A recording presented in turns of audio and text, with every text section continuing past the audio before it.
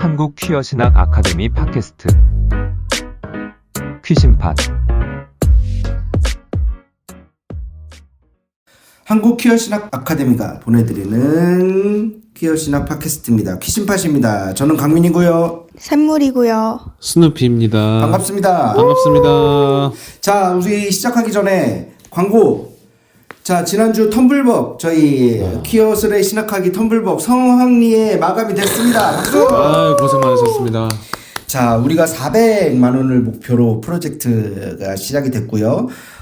지금 총 544만 1,000원 와. 모금액이 모였고 136% 초과 달성을 했고요. 참여해주신 분들의 숫자가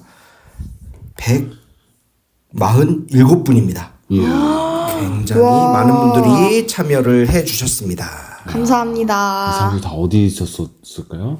자, 그리고 지난주에 저희가 출판 기념회도 진행을 했습니다. 출판 기념회에도 뭐 많은 분들이 참여를 해주셔서 기념회도 잘 마치게 됐습니다. 아, 네, 여러분들 성원 덕분에 성황리의 텀블벅콘 마무리됐고요.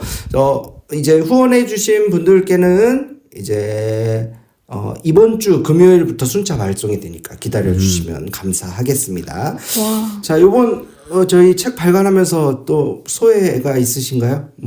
저는 제가 이제 사회를 봤는데요.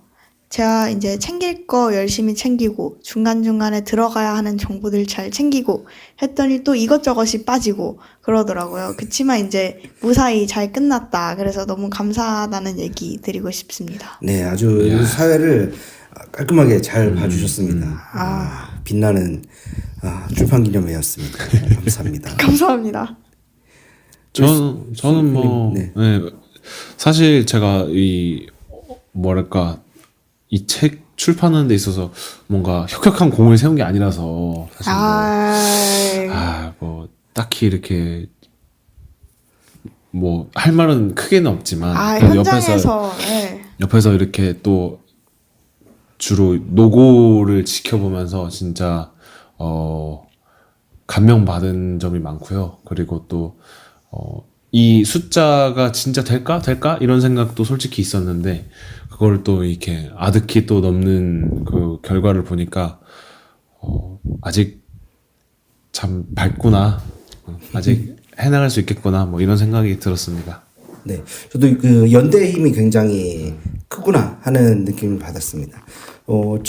제가 이제 프로젝트 시작하면서 저희가 400만 원을 목표로 잡았잖아요. 네. 근데 믿음이 부족했던지라 한 200 될까? 그러면서 이제 회의 때는 저희 한 300만 원 정도로 잡으면 어떨까요? 라고 이제 말씀드렸었는데 이제 우리 고성규 목사님께서 400만 원 가자 이렇게 하셨는데 최종으로는 글쎄 500만 원 이상 모금이 됐습니다. 다 여러분들 연대해 주시는 여러분들의 덕분이고요. 이제 이게 첫 번째 저희의 출간 발간작이니까 이후에도 뭐 꾸준하게 여러분들께 저희 퀴어 신학 아카데미에서 함께 공부한 것들 선보일 수 있는 기회가 있으리라고 생각이 됩니다. 네, 저희 다음 소식이 나오면 퀴신팟에 또 전해주실 거죠? 네, 그럼요. 퀴신팟에서 여러분들께 전달해 드리도록 하겠습니다. 자, 여러분들 뭐 눈치채셨겠지만 우리 고성규 목사님께서 함께하고 계시지 않습니다. 굉장히 바쁘세요. 그래서 조금 있다가 저희가 사사쇼 시간에만 잠시 모셔서 사사를 받는 시간 갖도록 하겠습니다. 좋습니다. 사사를 또 받아야죠. 저희가 빼놓을 수 없죠. 사사를 검색했었는데 지금 사사를 하다라고 해야 되나? 아무튼 그렇습니다. 받는 게 아니더라고요. 아, 네. 그래요? 그랬던 것 같아요. 네네네. 네, 그렇습니다. 자, 그러면 바로 우리 첫 번째 소식부터 들어가 볼까요? 첫 번째 순서는 늘 그렇듯 우리 샘물님께서 퀴어 뉴스에 대해 소개해 주시겠습니다. Q News Collection. 네, 첫 번째 소식입니다. 가장 궁금해하셨을 내용인데요. 바로 저희 한국 퀴어 신학 아카데미가 주관한 퀴어슬의 신학하기의 출판 기념회가 성황리에 마무리되었다는 소식입니다. 퀴엇이나 콜로키움에서 발표된 글을 비롯하여 총 7편의 글이 담긴 책의 출판을 기념하기 위해 모든 저자들이 모이기도 했습니다. 이번 출판 기념회는 퀴엇이나 아카데미, 무지개센터, Q&A, 평등세상이 함께 주최했고 이 자리를 통해서도 특별히 도인방주 교육위원님과 후원으로 함께해 주신 임보라 목사 기념사업회에 감사를 표합니다. 출판 기념회는 1부 령진님과 아이장님의 강연, 2부 저자들과의 북토크로 진행되었는데요. 질문의 열기가 가시지 않아 사인의 시간까지도 질의응답 시간으로 사용했던 기억이 납니다. 아무쪼록 함께해 주신 분들, 그리고 응원과 후원과 마음으로 함께해 주신 분들에게 다시 한 번 더 감사드립니다. 네, 감사드립니다. 네. 네, 저희 출판 기념회 꽤 많은 분들이 오시고 또 참여율이 정말 좋아서 질문도 좋은 질문이 많았고 그래서 맞아요. 참 유익한 시간이었던 것 같습니다. 네, 무엇보다 그 저자분들께서 모두 모여주셔가지고 이렇게 그 글을 쓰게 된 뒷이야기도 들려주시고 동기도 들려주시고 했던 부분이 굉장히 좋았던 것 같습니다. 그러면서 저희가 뒤풀이 자리에서 이제 말을 나눴었는데 굉장히 감동적이었다는 거예요. 하나님께서 이제 석사 논문을 퀴어 관련 이제 석사 논문을 쓰셨는데 쓰실 당시 뭐 관련 글이 참고할 글도 그렇고 없었다는 거예요. 맞아요. 그런데 어떻게 하다가 다른 학교에서 퀴어 관련된 논문을 쓰고 있다는 소식을 들어서 또 인연이 닿게 되고 또 다른 사람도 만나게 되고 그러면서 이런 글들이 점차 쌓여가게 됐고 그런 분들이 함께 모여서 또 저희 퀴어신학 아카데미에서 함께 활동을 하게 되고 또 글들이 모여서 책까지 발간하게 되고 이 일련의 과정을 굉장히 감동스럽게 지켜봤다 이렇게 말씀을 하시더라고요. 그래서 이제 저희의 숙제는 지속적으로 이런 글들을 통해서 또 다양한 방법들을 통해서 여러분들께 퀴어 신학에 대해서 조금 더 재미있고 쉽고 친절하게 혹은 조금 더 깊이 있는 연구로 이제 선보일 수 있었으면 좋겠다라는 생각이 듭니다. 네, 좋습니다. 그러면 또 빠질 수 없는 소식이 하나 있는데요. 퀴어 문화 축제 소식입니다. 지난 11월 1일 돌, 바람, 퀴어 돌 같은 저항으로 바람 같은 연대로 라는 주제로 제주 퀴어 프라이드가 열렸습니다. 연대 발언, 무대 공연, 부스와 퍼레이드 등으로 구성되었다고 합니다. 아쉽게도 저는 가지 못했지만 성중립 화장실도 있고 행진도 무사히 끝났다고 합니다. 내년 제주 키퍼에도 많은 관심을 부탁드리고요. 다음 키퍼 소식은 부산과 광주 퀴어문화축제입니다. 11월 22일 부울경 퀴어 웨이브에서 주최하는 부산 퀴어 퍼레이드가 서면에서 진행됩니다. 현재 텀블박 굿즈 신청도 진행되고 있으니 많은 관심을 부탁드립니다.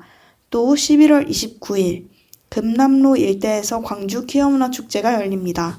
무지갯빛 절대평등 해서 무등이라는 슬로건인데요.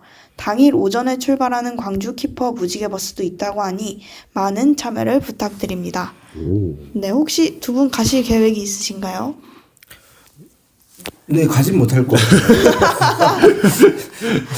지금 소식을 전해주셔서 네. 지금 소식을 들었는데 이걸로 갈 거냐 물어보시면 저희 일정을 체크해보지도 않았고요.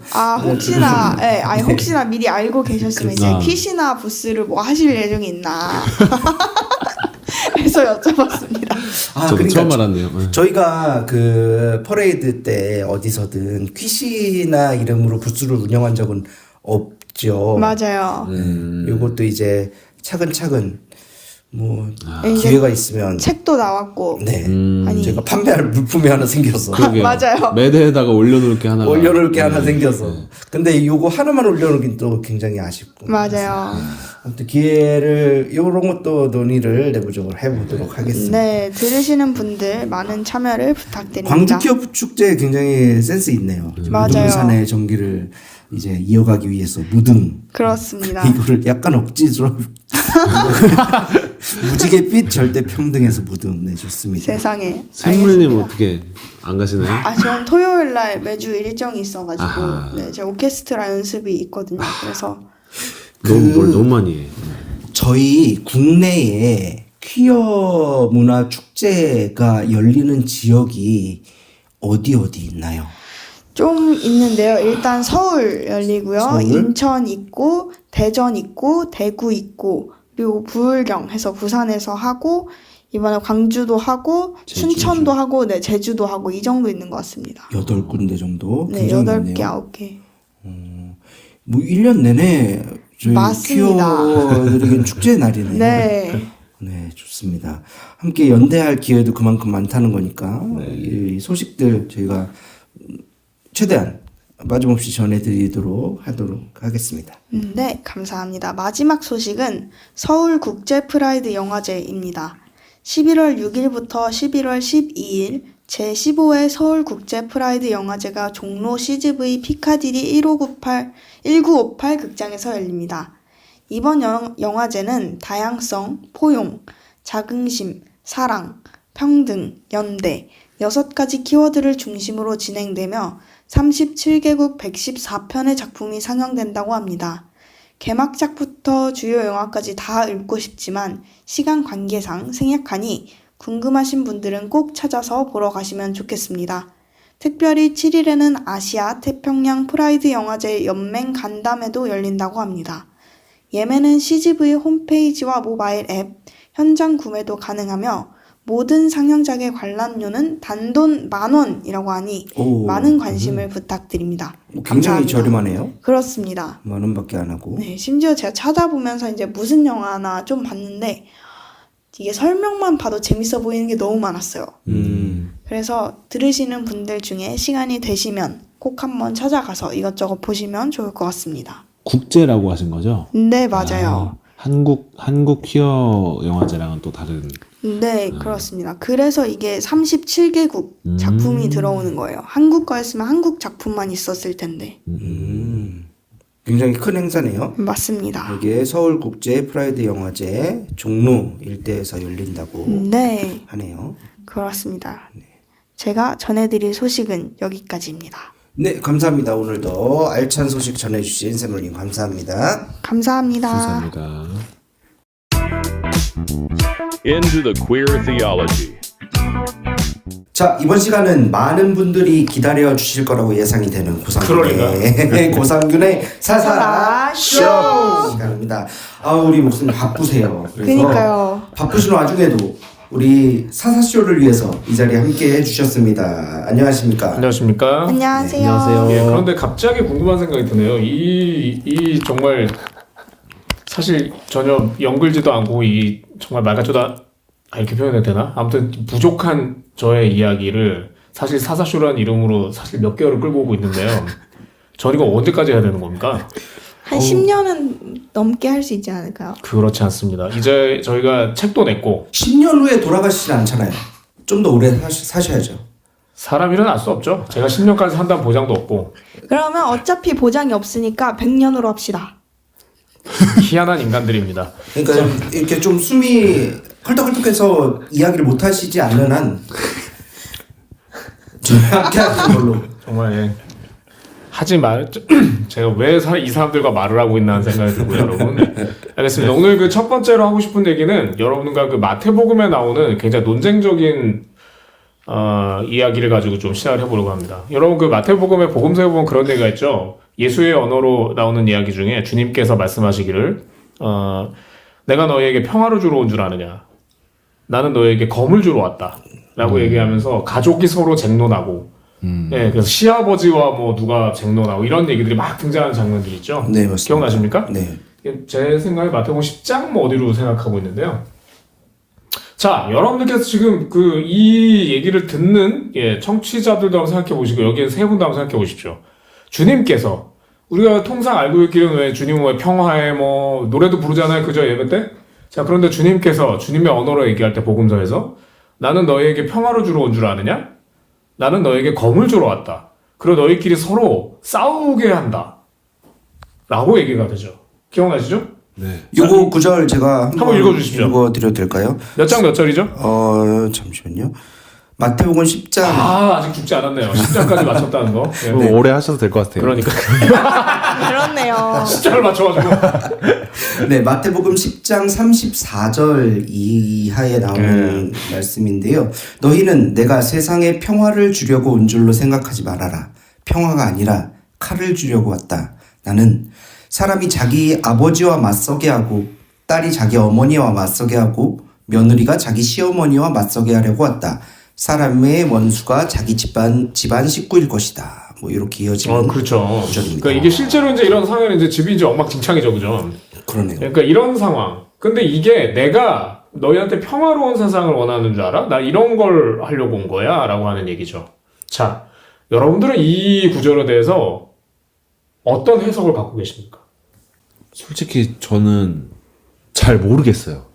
이거 저도 그 전도사 생활을 했었지만 이 구절이 다행히 나온 적도 없지만 뭔가 성서 공과를 따라갈 때 만약에 나왔더라도 저는 좀 바꿨을 것 같아요. 자신이 없어요. 그게 바꿨을 것 같다 할 때 그 바꾼다. 네. 라고 하는 거는 어떤 것 때문에 무엇을 바꿨을 것 같습니까? 일단 제가 이거를 어떻게 해석해야 될지 모르기 때문에. 예. 그래서 아예 그냥 다른 성서 삭제. 본문을, 예. 아예 다른 본문을 택해서 했을 것 같아요. 그래요. 예, 두 분요. 저는 이어지는 구절을 보니까 약간 요런 맥락의 이야기더라고요. 그러니까 예수님이 말씀하시는 거죠. 다른 사람들 그러니까 나보다 다른 사람들을 더 사랑하는 사람은 내게 적합하지 않다. 약간 이런 말씀이 이어져요.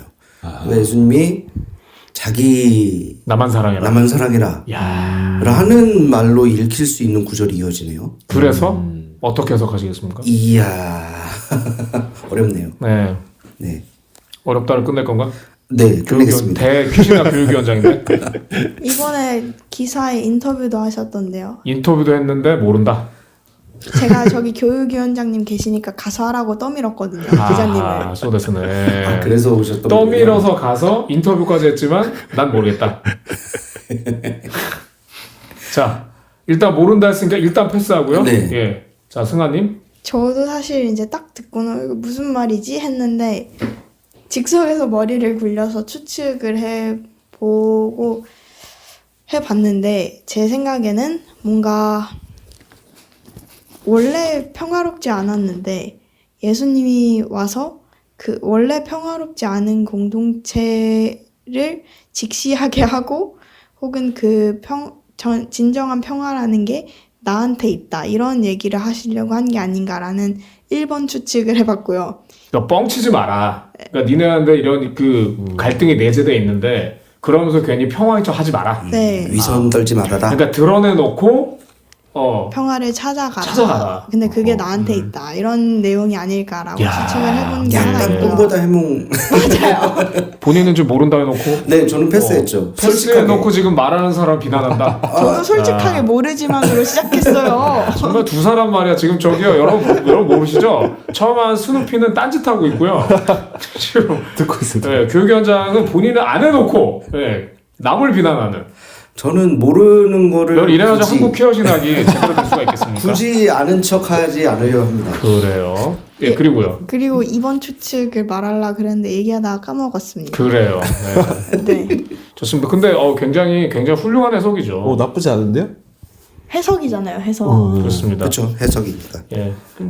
사실 우리는 지금은 여러분도 아시겠지만 현대의 모든 학문의 제 분야들은 다 해석학적 요소로 다 넘어가고 있기 때문에 사실은 우리가 성서에 대해서도 자신이 어떤 해석을 갖고 있냐 되게 중요한 거죠. 그러니까 그 근대 서구의 근대 합리주의라고 하는 것은 거기에 이제 기반하고 있는 건 거기서 왜 명징하다라고 하는 건 실증적인 거 이게 명징한 거였습니다. 그 뭐 증거가 있다거나 뭐 이런 게 명징하죠. 그래서 증거를 내세울 수 없다? 명징하지 못했습니다. 근데 문제는 그 증거를 누가 내세울 수 있었냐는 거죠. 그러니까 그 증거를 내세우려면 돈도 많이 들고 예를 들어 고고학으로 생각해봐요. 그러면 메소포타미아에 살고 있는 사람들이 땅을 파가지고 그 엄청난 큰 돈을 들여가지고 고고학적 발굴을 할 수 있는 돈이 없었잖아요. 그 제국주의 시대. 자, 그러면 그때 그 소위 말하는 본인들이 서구인들이 말하는 명징한 실증주의적 근거를 대려면 본인들밖에는 할 수가 없었던 거예요. 자, 그러면 어떻습니까? 본인들이 말하는 학문이라 함은 아시안이나 아프리카는 일단 학문을 할 수가 없어요. 그 사람들은 말해봐야 실증적이지가 못하기 때문에 객관성이 떨어진다는 거죠. 그러니까 이렇게 해서 본인들이 학문을 주도했고 세계를 주도했죠. 근데 결국은 뭡니까? 말씀드렸듯이 무엇이 명징하냐, 무엇이 실증이냐, 이런 얘기를 던지는 게 소위 포스트 모더니즘이라고 했었던 애들이 이제 그런 얘기를 던지기 시작했고, 그러면서 이전에는 명징하다, 근거가 명확하다라고 했던 것에 대해서 우리가 재논의를 시작했죠. 사실 이제 그러면서 그게 이제 무너지고 그 권위들이 무너지면서 그 다음 얘기, 이게 뭡니까? 그렇게 넘어가는 게 해석이죠. 그러니까 이전에는 명징한 객관성이라고 말했다면 지금은 어떻게 됩니까? 명징한 주관성. 네, 이 얘기가 근데 그 주관성이 그냥 이렇게 왜 상대성을 말하고 있는 것이 아닙니다. 그러니까 명징해야 돼요. 그러니까 설득 가능한 주관성이어야 된다는 거죠. 이해되셨나요? 네. 그러니까 사실은 신학이라고 얘기할 때도 이전에는 다 명징함이었죠. 그러니까. 근데 그런 부분에서 왜 예를 들어 역사적 예수다. 그러면 역사적 예수의 어떤 그 실증성을 어떻게 밝힐 거냐. 뭐 이런 얘기들이 소위 말하는 19세기 자유주의 신학에서 얘기했었던 역사적 예수 연구 같은 거였죠. 질문이 있습니다. 네. 지금 주관성, 명징한 설득 가능한 명징한 주관성이라고 말씀을 하셨는데, 그러면은 아까 예를 들었던 다른 인종은 증거를 갖지 않고 있으니까 우리만 가능해 해석이, 요건 역시 어떻게 보면 자신들의 주관성 아닌가요? 그렇죠. 맞아요. 그러니까 그렇게 그 전에는 그게 주관성, 그러니까 지금 저희 아까 말씀드린 대로 이건 주관성이잖아요. 근데 그 전까지는 서구 백인들은 그거를 객관성이라고 말했다고요. 아, 사실상 주관성이지만 그렇죠. 그거를 객관성이라는 예, 절대적 옷을 객관성이라고 말했습니다. 예, 그래서 본인들이 내세운 거에서 그이들이 그 객관성에서 뭐라고 말했죠? 진리, 예, 그게 진리고요. 그리고 고고학에서도 어떻게 말했습니까? 그래서 역사, 역사라고 얘기할 때 마치 그 역사적인 어떤 거에서 태동해서 가장 중요한 문제가 뭐였죠? 그 왜 세계 민주주의의 출발은 그리스다. 이렇게 말하면서 그리스와 페르시아의 전쟁, 이거를 그이들의 말에는 실증성에서 뭐라고 표현했습니까? 서구 민주주의와 동양의 전제정과의 전투, 이렇게 그 전쟁을, 페르시아 전쟁을 그렇게 규정했죠. 근데 여러분 아시지 않습니까? 그때 왜 그 대표적인 예가 뭐죠? 스파르타가 몇백 명?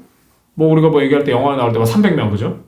그리고 그렇게 말할 때 그때 페르시아군은 100만 명, 막 이런 얘기만 하잖아요. 근데 그 얘기의 실증은 여러분이 아시겠지만, 페르시아는 같은 경우는 처음에 전쟁에서 출발할 때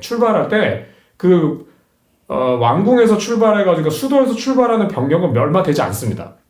근데 이 병력이 제국을 쭉 통과해서 나가면서 지역에 있는 지방자치단체에 군대를 붙여요.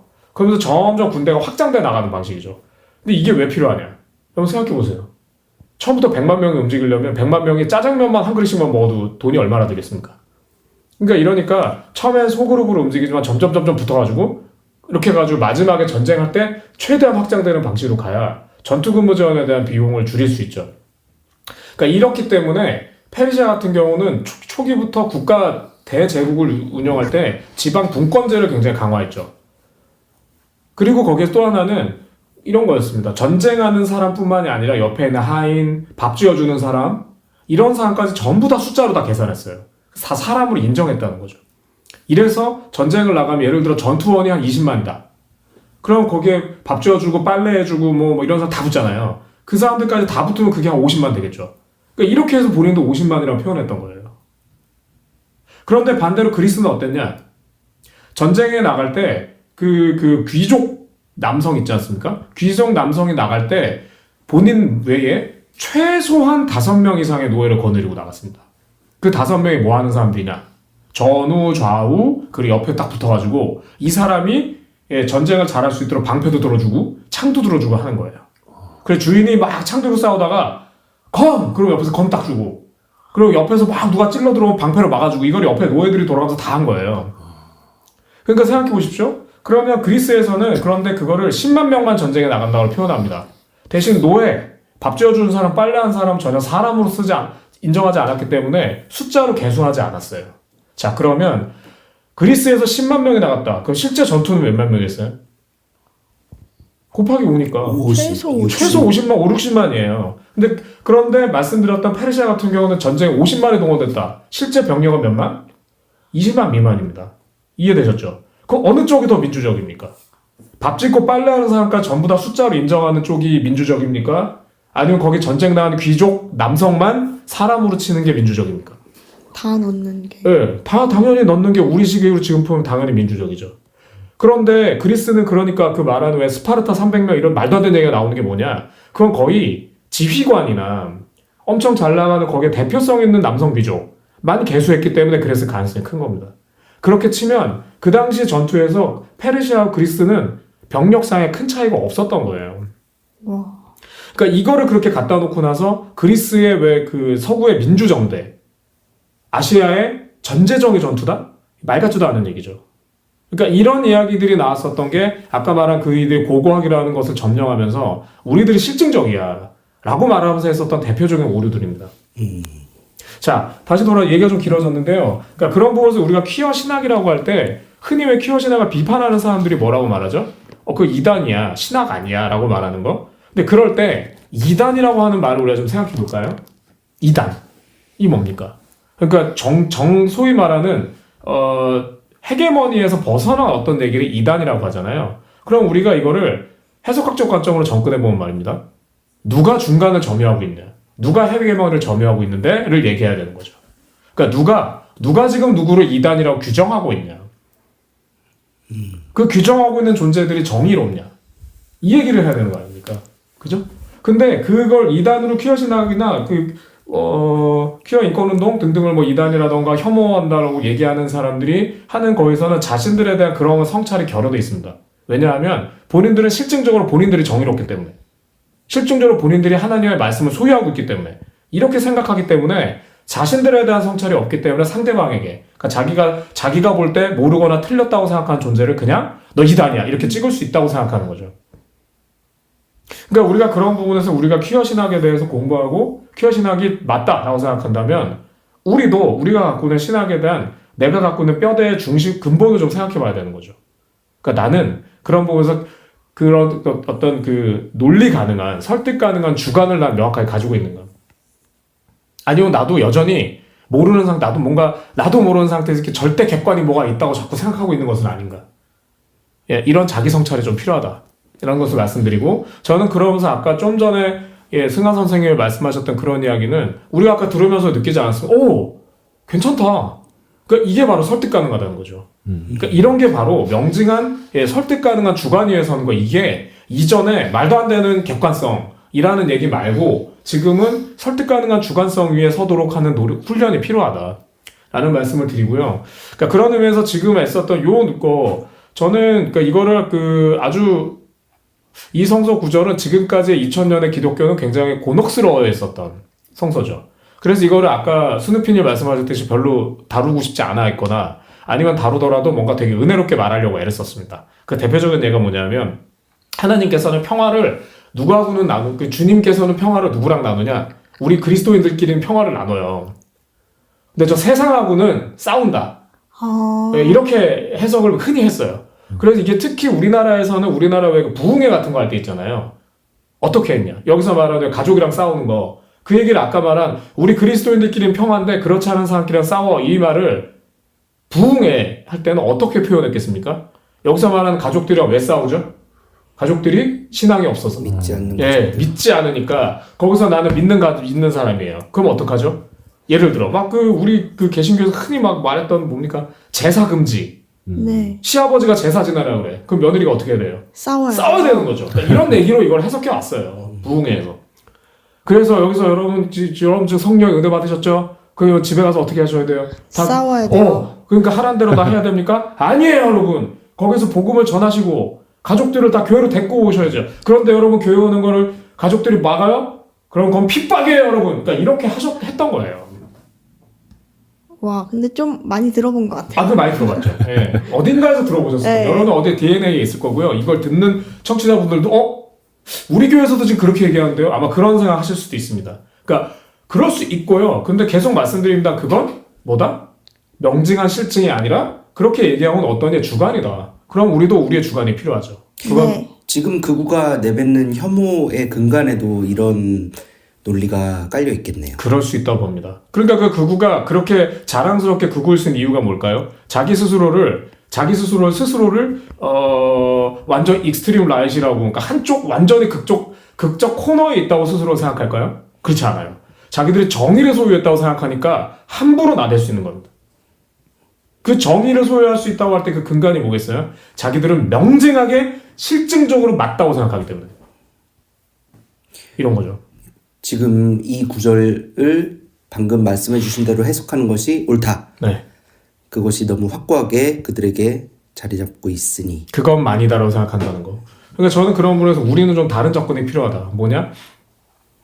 하나님께서, 주님께서 그러니까 이게 마태 공동체로 생각해 보면 아까 승아님이 말씀 주셨듯이 공동체에는 사실은 다양한 이해관계들이 있을 수 있습니다.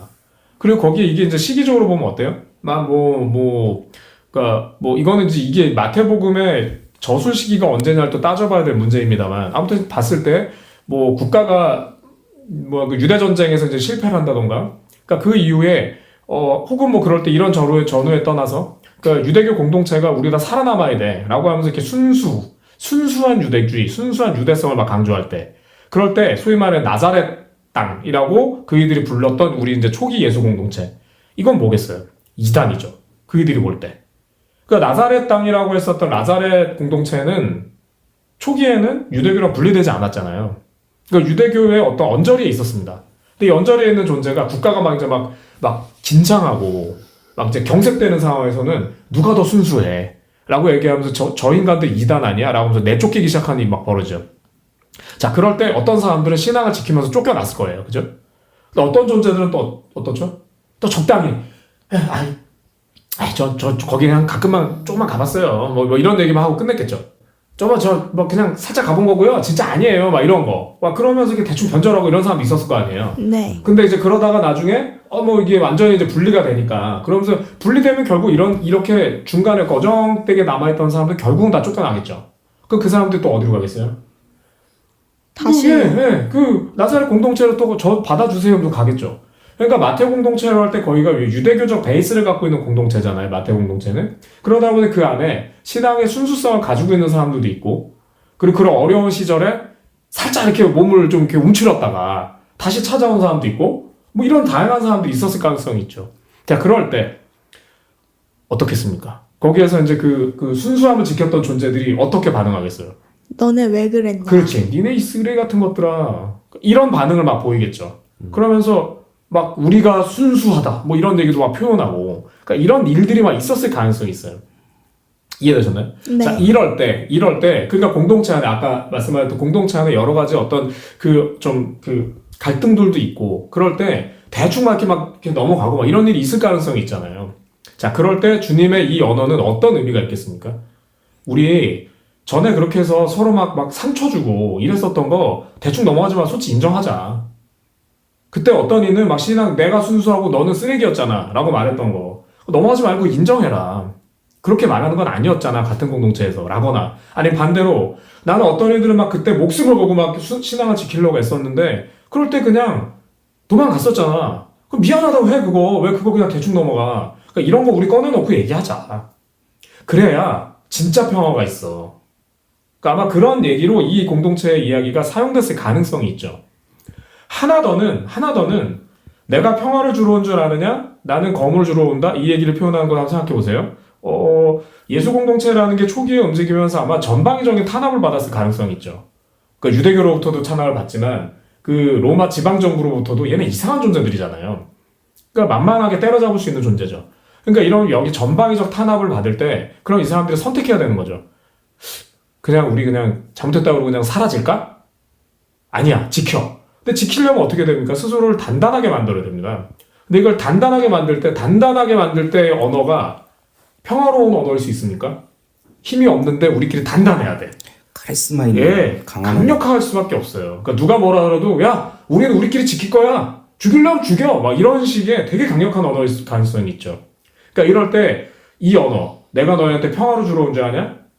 이게 뭐고 있어요? 야, 평화 없어, 세상에. 평화 없어. 생존이나 죽냐? 공동체를 유지할 수 있냐? 공동체가 빠그러지냐? 둘 중에 하나야. 어떡할 거야? 이 얘기하는 거죠. 그럴 때 이 주님의 언어는 뭐겠습니까? 공동체원들에게 그래 우리 파이팅하자. 아마 그런 언어로 이게 받아들여졌을 가능성이 있죠. 어느 쪽이 됐건 외부인들을 배제하고 내부인들을 결속시키는 방식. 예. 그러니까 그걸 자칫하면 이제 우리가 고민해야 되는 건 그런 거죠. 이게 힘이 있는 존재들이 이렇게 하면 그건 되게 심각한 문제예요. 폭력적인 언어입니다. 힘이 없는 존재가 이 얘기를 하고 있다는 건 살아남겠다고 발버둥치고 있는 거죠. 그러니까 그런 생각을 해봐야 된다고. 그러니까 그 발버둥침 자체는 평화로울 수가 없죠. 네. 근데 그 평화롭지 않은 행동이 폭력적인 언어라고 말할 수 있냐? 전 그럴 수 없다고 생각합니다. 끝으로 세 번째는 뭐냐면 우리가 얘기하는 평화라는 것을 근본적으로 고민을 해봐야 된다고 저는 생각해요. 그러니까 여러분 우리가 평화라고 마음속에 생각할 때 그때는 어떤 겁니까? 모든 폭력이 없고 모두 다 그렇게 욕을 하지 않고 물리력이 전혀 없고 뭐 이런 겁니까? 그리고 뛰어다니면 평화가 아니고 이렇게 천천히 웃으면서 걸어다니고 뭐 이래야지 평화입니까?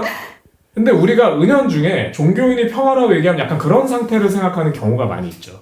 그렇지 않나요? 근데 평화라는 건 어떤 그냥 이렇게 한 번에 뚱 떨어지는 어떤 존재입니까? 아니면 우리가 평화를 향해 나아가는 겁니까?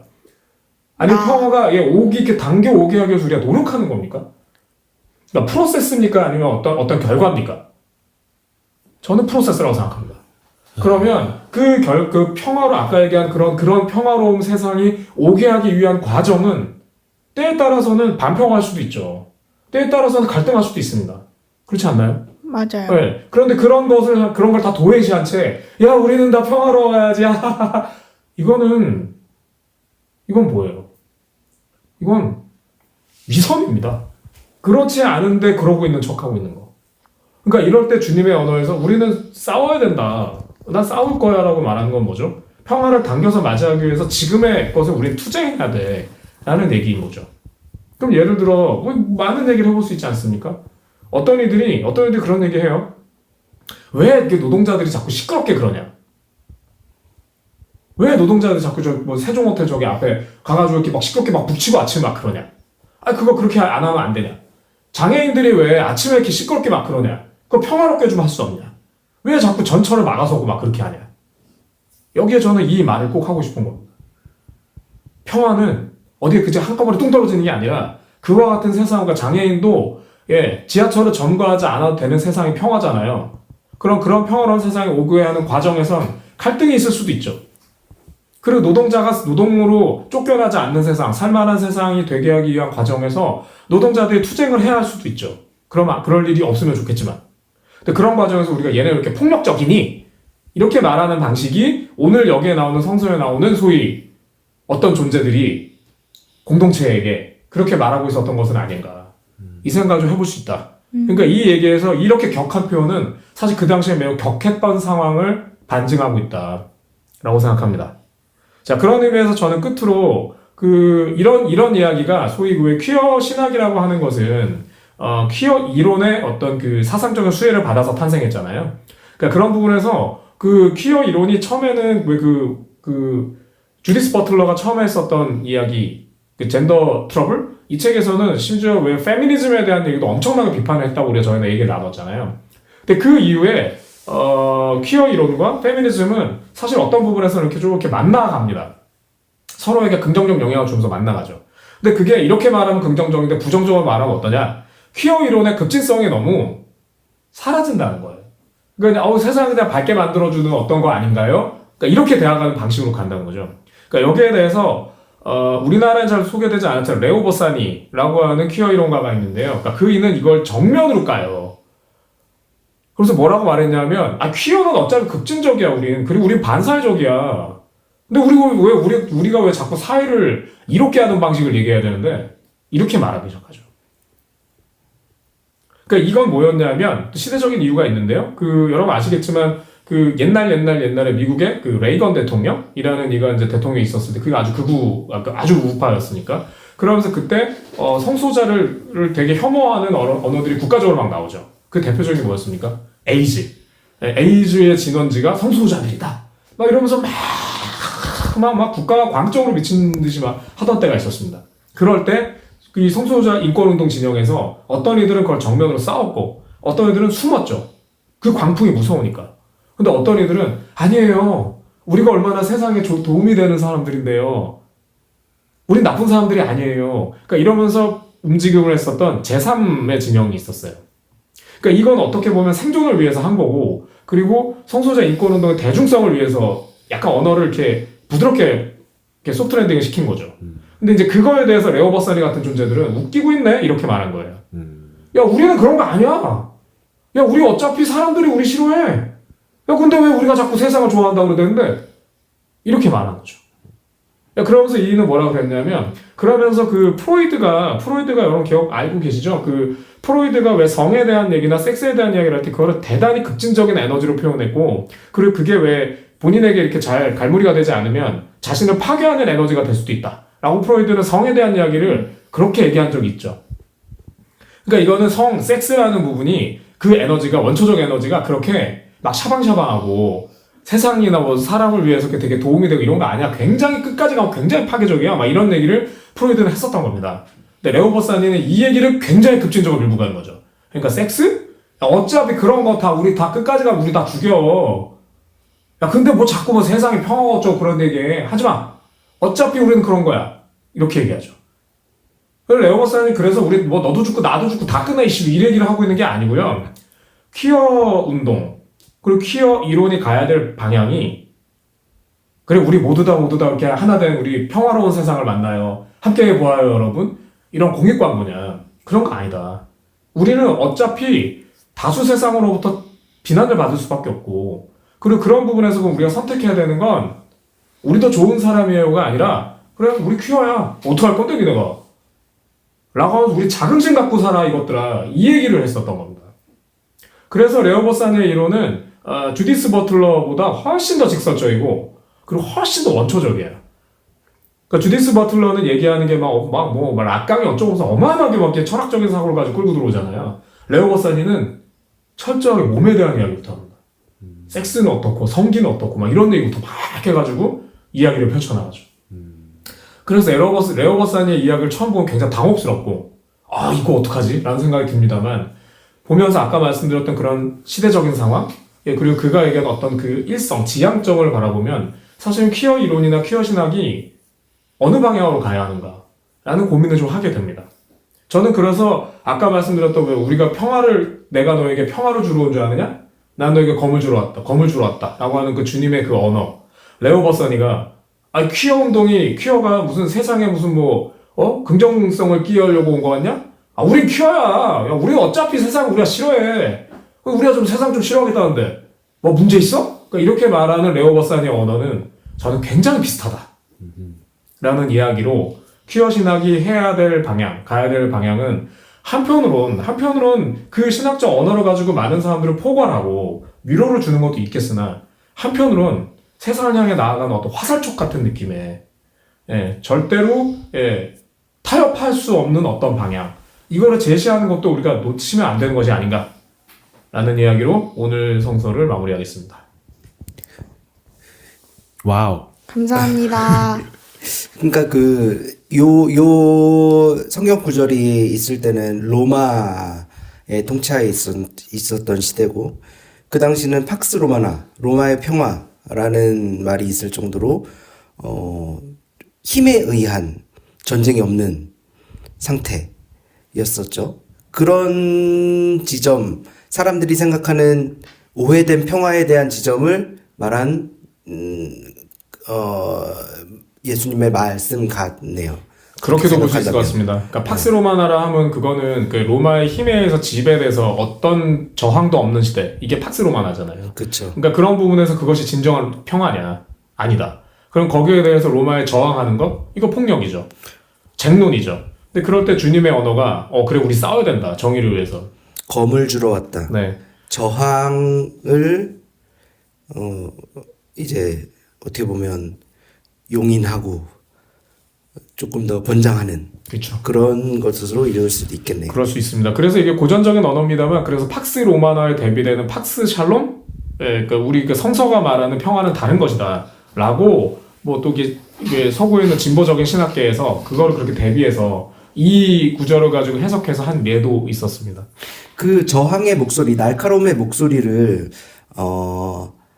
묵살하는 것은 당연히 안 좋은 방법인 것 같은데 아까도 잠깐 말씀하셨는데 시대상을 봐야 된다라는 말씀도 좀 하셨던 것 같아요.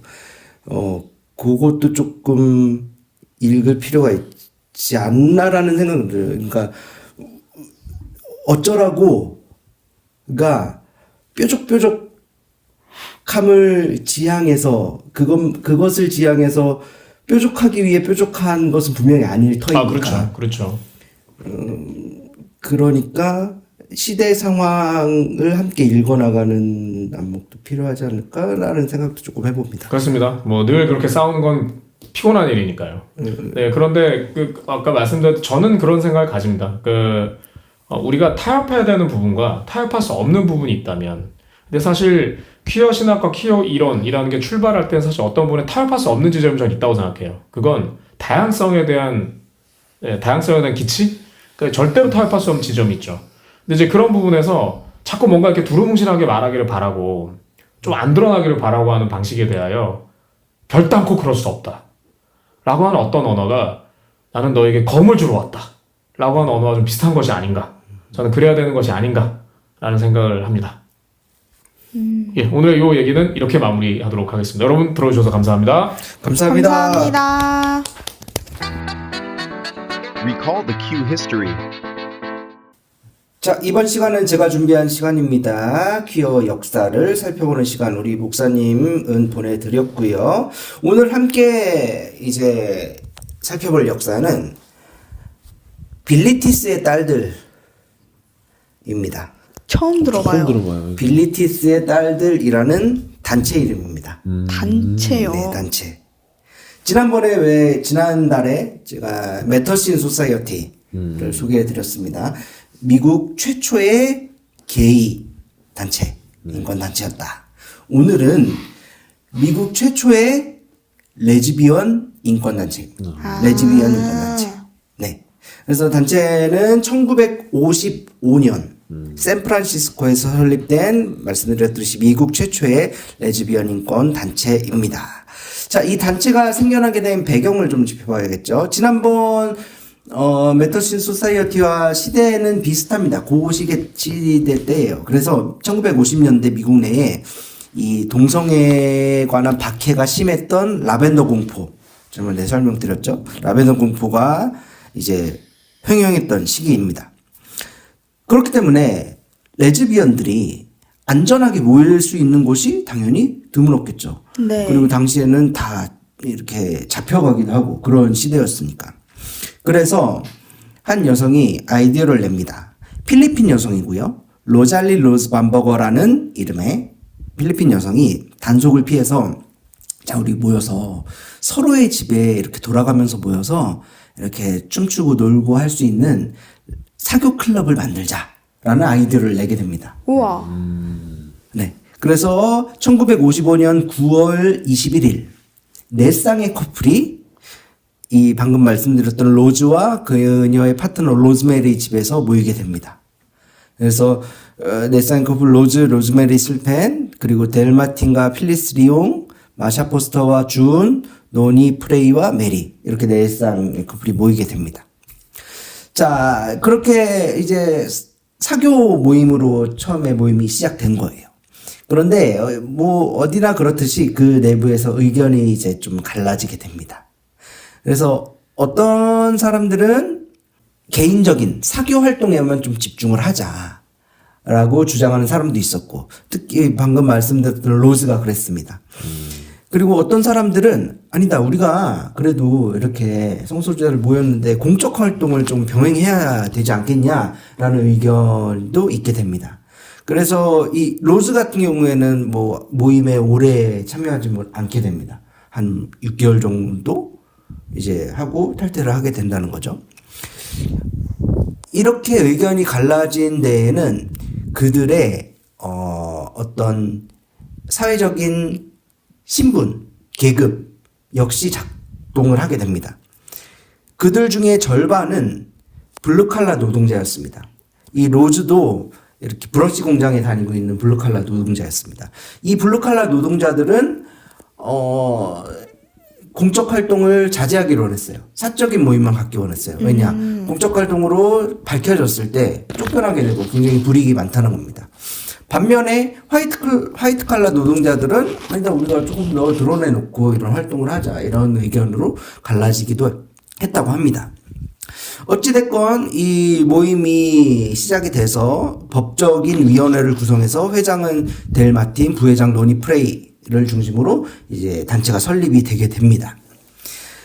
이 빌리티스의 딸들이란 이름 독특하죠? 네. 이 이름이 어디서 유래했느냐? 1980년대 말 90년대 초에 프랑스에 시인 피에르 루이스라는 시인이 있었어요. 그 시인이 쓴 시집 중 하나의 제목이 빌리티스의 노래입니다. 빌리티스의 노래. 이 빌리티스의 노래는 그럼 어떤 내용이냐? 고대 그리스 여성 시인인 사포라는 시인이 있었다고 합니다. 이 인물은 실존 인물이라고 해요. 그리고 이 사포의 동성 연인인 가상의 인물 빌리티스를 다루고 있는 그런 시집입니다. 그러니까 실존 인물이 가상의 동성 여인을 향해서 쓴 그런 시였나 봐요. 그래서 요 시집에서 일부를 이제 따와서 말씀드려 볼게요. 이런 내용이 있습니다. 그녀가 들어와 눈을 반쯤 감은 채 열정적으로 내 입술과 그녀의 입술을 맞댔고 우리의 혀는 서로를 알아봤다. 내 인생에서 그런 키스는 한 번도 없었다. 이런 시도 있었고요. 또 이런 시도 있었습니다. 그녀는 내 앞에 서 있었다. 사랑스럽고 기꺼이 그러는 모습이었다.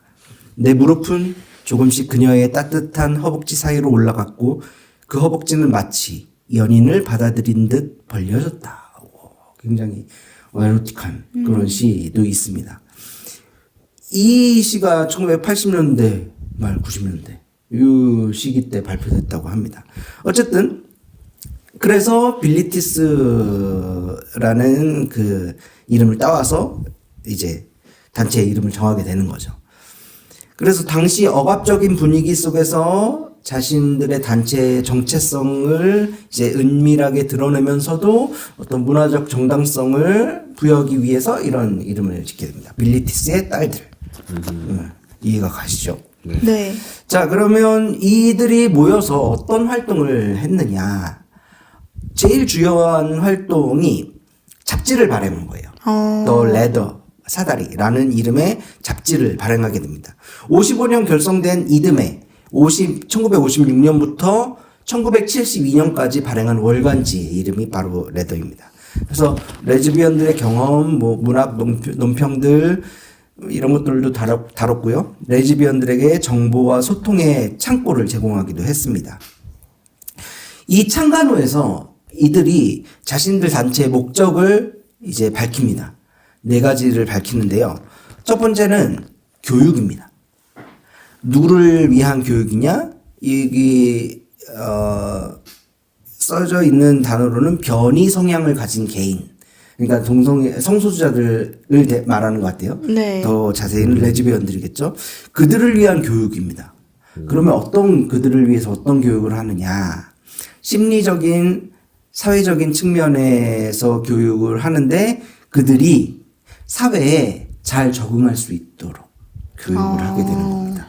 아까 우리 고상 목사님이 말씀하셨던 부분 중에서 약간 수능에서 평화를 지향하는 약간 그런 목적이 네. 담겨 있는 것 같아요. 어쨌든 뭐 이들이 이런 선택을 한 이유가 있겠죠. 당시 시대적 상황이 분명히 고려된 그런 결정이었을 겁니다. 뭐 그래서 그리고 그 성소수자들을 대상으로 한 교육에는 이런 것들도 있습니다. 사회적으로 수용 가능한 행동들도 교육합니다. 사회적으로 수용 가능한 복장들도 교육을 합니다. 정말 아닌 게 뭘까요? 아닌 게 궁금해요. 그러니까 이런 교육들을 해서 조금 더 그러니까 억압이 그만큼 심한 상황이었으니까 그 가운데서 생존을 해야 했고 생존해야 하는 방법으로서 어찌됐건 눈에 띄지 않고 살아가는 선택을 한 거죠. 뭐 그렇게 하면은 이해가 될 것 같기도 합니다. 그러면서도 두 번째는 대중교육입니다. 네, 대중교육을 통해서 약간 잘못된 인식을 바꿔보자는 그런 것도 목적하고 있다 하고요. 그리고 세 번째는 뭐 심리학, 사회학 등 전문가들이 수행하는 프로젝트에 참여해서 이 동성애자에 대한 인식, 그런 지식을 확대하는 뭐 그런 활동도 하겠다 목적을 밝힙니다. 또 마지막으로는 법안 제정에도 목소리를 내서 좀 참여하겠다 이런 것들을 밝히기도 합니다. 그래서 이 빌리티스의 딸들은 메터신 소사이어티 그리고 여타 다른 이런 퀴어 그런 단체들이 있었을 거 아니에요? 이들과 함께 동성애 운동을 주도하게 됩니다. 이 동성애 운동은 스토널 항쟁 이전에 있었던 그런 운동들인 거죠. 그래서 그 시작이 이 빌리티스의 딸들도 그 시작에 함께 했다라는 겁니다. 그래서 이 빌리티스의 딸들은 레즈비언들의 가시성을 확보하고 또 여성 성소수자를 대변했고요. 당시에는 뭐 게이 위주, 남성 성소수자 위주의 운동들이 있었는데 여성 레즈비언들의 목소리를 대변했고 또 그러다 보니까 자연스레 여성 운동을 또 이제 연결이 되고 그랬다고 합니다. 요거를 제가 찾아보다가 굉장히 흥미로운 걸 하나 발견했어요. 2011년입니다. 네. 얼마 안 됐죠? KBS, 무려 KBS에서 방영된 드라마 스페셜이 하나 있습니다. 제목이 클럽 빌리티스의 딸들입니다. 그런 게 있었어요? 우와. 처음 들어봤어요? 저도요. 주연, 심지어 뭐 이름을 많이 들어봤을 법한 뭐 최란, 김혜옥, 한고은, 진세연 등의 주연 배우들. 그리고 단편 드라마입니다. 대한민국 최초로 방영된 레즈비언에 대한 공중파용 드라마인 거죠. 정말요? 그게 빌리티스의 딸들이란 단체를 모티브로 해서 만든 드라마입니다. 우와. 이거 봤는데 되게 클리셰 범벅이긴 해요. 네. 클리셰 범벅이. 그러니까 성소수자들이 겪었을 법한 그런 어려움을 이야기하고 뭐 그런 갈등들 막 그런 게 넘쳤는데 재밌긴 재밌어요. 재밌긴 재밌어요. 네, 그래서 내용은 이제 레즈비언 클럽을 운영하고 있는 50대 커플 그리고 30대 회사원과 이제 편의점에서 일하는 커플. 요것도 약간 화이트 컬러, 블루 컬러를 넣은 것 같아요. 그리고 10대 고등학생 커플의 이야기를 이제 다루는 겁니다. 그래서 1시간짜리인데 20분씩 각 세대의 이야기를 다루고 서로 연결되는 인간관계도 있고. 그래서 굉장히 흥미로운 드라마입니다. 요게 방영됐을 때 분위기가 어땠겠어요? 당연히. 뒤집어졌겠는데요? 네. 사람들의 항의로 이 다시 보기 서비스가 중단되는 사태가 발생하게 됩니다. 근데 지금은 찾아볼 수 있어요. 그게 살아나긴 했어요. 그래서 그런 드라마도 있었다. 빌리티스의 딸들. 와. 네. 신기하네요. 이거 재밌습니다. 한번 보셔도 괜찮을 것 같아요. 와. 아니 10년도 저 전에 한국에서 KBS에서 KBS, 그런 무려 배우들로 KBS에서. 했다는 게 정말 신기한데요. 그리고 처음 모인 것도 이제 놀려고 이제 만났다 그런 얘기 들으면서 이제 일단 만나면 뭐라도 다 하게 되는구나 그런 생각도 들고 그러면서도 저는 사실 활동 이제 얘기하실 때 이분들은 그럼 무슨 활동을 했을까 했는데 살짝 싶긴 했지만 그래도 그게 있었기 때문에 지금까지 올 수 있었던 게 아닌가 그런 생각도 하고 되게 처음 들어서 흥미로운 게 많던 역사였던 것 같아요. 요 잡지가 지금 인터넷에서 다 이제 PDF로 돼 있어서 볼 수가 있어요. 다 아카이빙이 됐군요. 네네네. 이게 미국은 확실히 잘 돼 있더라고요. 그러니까요. 그래서 당시 활동했던 분들의 인터뷰도 굉장히 여러 개 찾을 수 있었고, 심지어 인터뷰도 편집 버전이 아니라 뭐 1시간씩 되는 풀 버전 그런 게 다 볼 수 있도록 아카이빙이 돼 있었습니다. 그래서 요거 레더 잡지를 볼 수 있는 그 링크를 제가 더보기란에 올려드리겠습니다. 여러분들 확인해 보실 수 있게 굉장히 흥미로운 단체입니다. 야, 한국은 최초가 어디일까요? 그러게요. 궁금해지네요. 저도 들으면서 궁금해졌어요. 한국 최초 어떤 성소수자 인권 단체? 그러니까요. 뭐 친구 사이 이런 데가 좀 오래됐다고 맞아요. 듣긴 했었는데. 친구 사이가 아마 게이 어떤 그런 남성 성소수자 인권 단체 중엔 처음이지 않을까 하는 추측을 해봅니다. 그러니까 우리나라 역사를 이렇게 잘 정리해 놓은 것들이 확실히 부족하긴 한 것 같아요. 이거를 조금 더 체계적으로 정리를 한다면 좋을 것 같다는 그런 생각을 해봤습니다.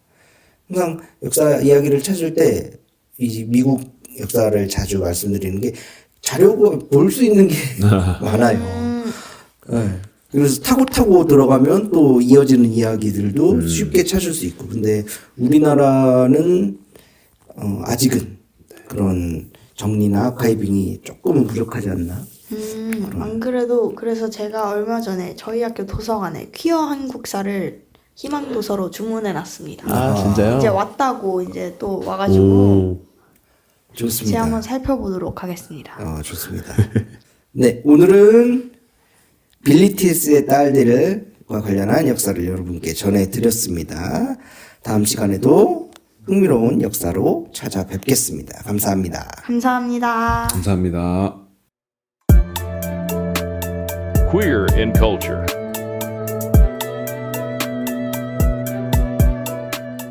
다음으로는 제가 그렇습니다. 네, 퀴어 문화 콘텐츠를 소개해드리겠습니다. 기대됩니다. 오늘은 그 영화를 하나 제가 가져왔는데요. 제목은 런던 프라이드라는 영화입니다. 오, 유명하지 않나요, 좀? 보셨어요? 아니요, 저 사실 안 봤는데 예. 이게 제가 기억에 남았던 이유가 뭐냐면 네. 제가 저번 주인가 인천 평화축제에서 인천 퀴어문화축제 부스를 했어요. 네. 어떤 아저씨가 오셔가지고 너 런던 프라이드 영화 봤어? 하면서 갑자기 그래서 안 봤다 그러니까 갑자기 막 그거에 대한 일장 연설을 늘어놓고 가시는 거예요. 그래서 아니 이분은 우리 편도 아닌데 저쪽도 아닌 것 같고 뭐 하시는 분이지? 했던 게 기억에 남았어요. 영화 내용을 들으시면 약간 그런 생각이 그런 느낌이 왜 왔는지 약간 이해되기도 하고. 약간 우리 편의 꼰대네요. 근데 또 아닌 것 같기도 하고 모르겠어요. 이 미묘한 줄타기가 너 정말 런던 프라이드도 안 보고 이런 심지어 그런 운동을 하다니. 네, 그런 뉘앙스면 차라리 제가 이해를 했겠는데 심지어 그런 뉘앙스가 아니에요. 아, 그래요? 그래서 내가 이걸 어떻게 이해를 해야 하지? 하고 있다가 얼려서 끝났던 기억이 있습니다. 웃기다. 유명한 네, 영화거든요. 문제작. 네. 그 중년 아저씨에게 감명을 주는 그 문제작을 설명을 드려보겠습니다. 2014년에 나온 영화고요. 배경은 1980년대 영국입니다. 실제로 일어났던 일을 배경으로 하는데요. 1984년에 영국에서 광부 파업이 일어났었대요. 당시에 이제 광부들이 생존권을 걸고 장기 투쟁을 하고 있었는데, 이와 동시에 성소수자들도 또 이 사회적으로 심각한 차별과 편견을 맞서기 위해서 노력하던 시기였다라고 합니다. 그런데 이제 그 와중에 영국의 퀴어 활동가 그룹인 LGSM이 있어요. 이거를 제가 읽어보면 Lesbians and Gays Support the Minor라는 그룹인 거예요. 광부들을 후원하는. 그러면 맞아요. 이 그룹이 이제 광부들을 지원하고 연대하면서 생기는 이야기를 이제 영화에서 다루고 있어요. 이제 처음에는 광부들과 성소수자들이 서로 간의 오해가 되게 크거든요. 뭐 좀 이제 대충 어느 정도 머릿속으로 상상이 되시겠지만 광부 그룹이 얼마나 그 마초적이겠습니까? 그리고 그 편견이 가득할 거라고 좀 예상이 어느 정도 되시죠. 그래서 그 광부들은 성소수자에 대해서 거부감을 드러냈고 이제 퀴어 활동가들도 그 광부들의 어떤 차별적인 태도에 대해서 서로 이해하기가 어려웠는데 근데 이 LGSM이라는 그룹이 엄청 진짜 대단해요. 끈질기게 그 광부들을 위해서 모금이랑 지원 활동을 이어가면서 서로 이제 신뢰를 쌓아가게 되고 그 과정에서 서로의 투쟁과 아픔을 이해하게 되고 강한 연대의 끈을 맺게 되는 그런 이야기를 보여줍니다. 그리고 특히 이제 그 LGSM 멤버 중에 닉이라고 있는데요. 닉이랑 광부 대표 아서라는 그 대표들 간의 멤버들과 멤버 한 명과 그 대표의 관계를 중심으로 이제 이야기를 풀어가는데 진짜 서로 다른 세계에 살고 있는 사람들이 이 파업과 투쟁을 함께 이어나가면서 연대하게 되는 그 이야기를 좀 세밀하게 이제 보여주고 있어요. 그래서 상당히 이제 한국적인 상황에서도 시사하는 바가 많은 것 같고 그리고 이 영화 안에 또 재밌는 요소들이 막 그 음악이랑 춤 이런 것들이 많이 나오거든요. 그런 것들을 보는 것도 되게 재밌습니다. 여성 서사도 조금 들어가 있어요. 그 빵과 장미라는 노래 아세요? 브레드 앤 로즈? 네. 브레드 앤 로즈, 브레드 뭐 이런 노래가 있는데 그 노래가 저는 아직 그 기억이 좀 많이 나네요. 그래서 이 영화를 추천드립니다. 그래서 샘물님이 그 아저씨 그분이 오셔서 이야기했던 그 장면이 갑자기 이제 저는 이 영화를 알고 있으니까 조금 오버랩되면서 뭔가 좀 재밌다 그런 상황일 수 있다 이 영화 자체가. 더 궁금해져요. 사실 그 얘기를 듣고 나서 오히려 약간 안 보고 싶어지는 거예요. 약간 그래서 이거 안 보고 있다가 오늘 얘기를 들으니까 또 보고 싶어졌습니다. 왜냐면 이게 노동과 또 퀴어가 이렇게 교차성을 띠기 때문에 맞아요. 그 지점이 궁금해서 한번 보고 싶네요. 굉장히 신선한 운동의 창의적인 운동의 방법 같아요. 그 퀴어 단체가 일부러 약간 전략적으로 광부들과 연대하게 된 건가요? 그 경위는 소개가 되나요? 그거가 제가 본 지가 사실 좀 돼가지고 그 자세한 것까지는 기억이 안 나네요. 그러니까 그런 정말 접점이 없을 것 같은 두 집단이 연대하는 게 굉장히 신선하고 창의적이고 재밌겠다라는 생각마저 듭니다. 우리도 충분히 해봄직한 것 같아요. 맞아요. 이게 외연의 확장이라고 해서 불특정 다수에게 계속적으로 설파하는 방법이 아니라 특정 집단을 대상으로 그들과 연대해 나가는 방법도 굉장히 효과적일 뿐더러 창의적이고 재밌을 것 같다는 생각이 드네요. 맞아요. 그런 게 지금 딱 떠오르는 약간 퀴어 팔레스타인 연대? 그런 게 딱 약간 그런 느낌인 것 같아요. 다른 데는 어떤 당에 성소수자 위원회가 있다, 이런 식으로 돼 있다면 거긴 진짜 퀴어 팔레스타인 연대 이렇게 딱 같이 한 의제에 대해서 같이 연대를 하니까 그래서 그런 것들도 생각나는 코멘트였습니다. 재미있을 것 같은 흥미로운 네. 영화 소개해 주셨습니다. 추천드립니다. 감사합니다. 네. 런던 프라이드. 네. 기회 되시. 이거는 혹시 어디서 접할 수 있는지? 현재는 그 OTT에서 무료로 볼 수 있지는 않고요. 유튜브에서 1,000원을 내시면 볼 수 있습니다. 네, 유튜브에서 1,000원 구글 플레이로 결제하시면 될 거예요. 와, 네. 바로 봐야겠는데요. 샘물님 안 보고 보실 거잖아요. 아니에요. 이제 안 보고 싶었는데 좀 많이 안 보고 싶었는데 근데 이제 오늘 스누피님 얘기 들으니까 조금 궁금해졌습니다.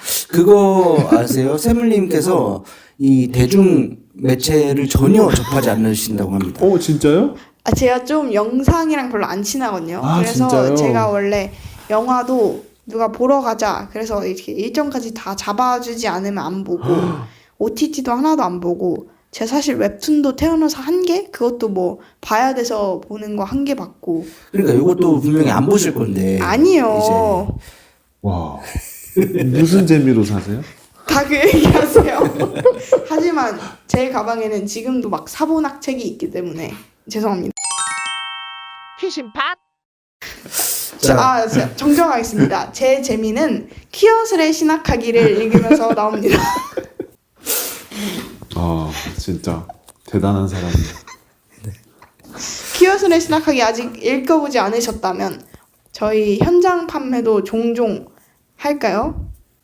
네, 저희 큐어스레 신학하기 말씀 주셨는데 이게 현재는 온라인 서점에 입점을 하기 위해서 절차가 진행 중이고 이제 추후에는 이북으로도 여러분들을 찾아뵙도록 하겠습니다. 요 소식도 업데이트 되는 대로 귀신팟에서 전달해 드리도록 하겠습니다. 네, 우리 또 영화 이야기로 시작해서 큐어스레 신학하기 책으로 마무리가 되었습니다. 제 삶의 유일한 퀴어슬의 신학하기를 곧 만나보실 수 있습니다. 아, 여러분 저 어떡할까요? 저 진실되지 못한 진실되라 샘물같이 진실되라. 자, 오늘 저희가 준비한 소식은 여기까지입니다. 자, 다음에 여러분들 찾아뵙도록 할 테니까요. 또 많이 청취해 주시면 감사하겠습니다. 감사합니다. 감사합니다. 한국 퀴어 신학 아카데미 팟캐스트 퀴신팟